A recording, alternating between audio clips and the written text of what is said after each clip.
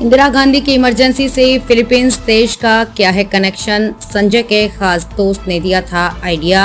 12 जून साल 1975 ये वो दिन था जब सफदरगंज रोड स्थित तत्कालीन प्रधानमंत्री इंदिरा गांधी के सरकारी आवास पर कांग्रेस के दिग्गज नेताओं और उनके करीबियों का सुबह से ही जमावड़ा होने लगा था। भीड़ होने के बावजूद वहां पर सिर्फ इंदिरा के सबसे वरिष्ठ निजी सचिव नेबुलने कृष्ण अय्यर शेषन और टेली प्रिंटर की ही आवाज सुनाई दे रही थी। बाकी चारों ओर खामोशी छाई हुई थी।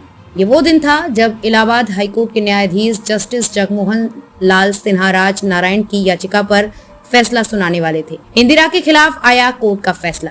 258 पेज के फैसले के साथ जस्टिस सिन्हा ने सुबह करीब 10 बजे अपना फैसला सुनाया। कुछ ही देर में इंदिरा गांधी को अपदस्थ करने का फैसला चारों ओर फैल चुका था। इनसाइड स्टोरी ऑफ इमरजेंसी में कुलदीप नैयर लिखते हैं कि राजीव गांधी ने ये समाचार अपनी मां इंदिरा गांधी को सुनाया। इंदिरा ने कुछ राहत की सांस ली क्योंकि शायद वो लंबे समय से इंतजार करते हुए थक चुकी थी। इसके बाद इंदिरा के आवास पर टेली प्रिंटर पर एक और फ्लैश आया जिसमें उन्हें 6 वर्षों तक किसी भी निर्वाचित पद पर रहने के लिए वंचित कर दिया गया था। लेकिन सिन्हा ने अपने फैसले पर 20 दिनों के लिए रोक लगा दी थी, यानी इंदिरा को तुरंत इस्तीफा नहीं देना पड़ेगा। और इसी के साथ इंदिरा के बेटे संजय गांधी और उनके समर्थकों को सोचने का समय मिल गया। फैसला आने के साथ ही इंदिरा गांधी के भरोसेमंद हरियाणा के तत्कालीन मुख्यमंत्री बंसी लाल, पश्चिम बंगाल के मुख्यमंत्री सिद्धार्थ शंकर रे और संजय गांधी के मुख्य सलाहकार राजीव कुमार धवन समेत कई लोग एक्टिव मोड में आ गए थे।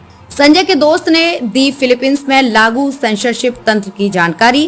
कुलदीप नैयर लिखते हैं कि राजनीति में खासा रुचि रखने वाले और कम्युनिस्टों से नफरत करने वाले Sanjay Gandhi full active mode में आ चुके थे। सबसे पहले उन्होंने विपक्ष और मीडिया पर लगाम लगाने के लिए अपने घर में सैक्रोफोन लगाने का आदेश दिया, जो कि केवल मंत्रियों और आला अधिकारियों को दिया जाता था, जबकि संजय किसी संवैधानिक पद पर आसीन नहीं थे।